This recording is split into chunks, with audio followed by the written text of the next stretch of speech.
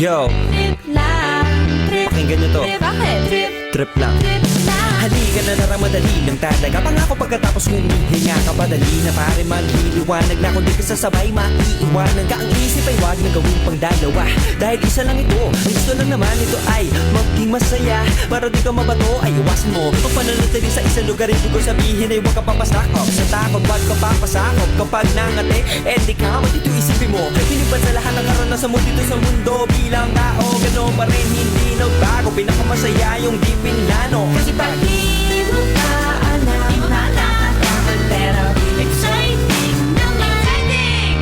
Yeah! Sumabay lang sipat na ng bahala. Oras na subukan ang di pa nagagawa. Minsan lang kaya magpakaligaya. Mag-enjoy, magsaya, walang mawawala. Trip, trip, trip, trip lang.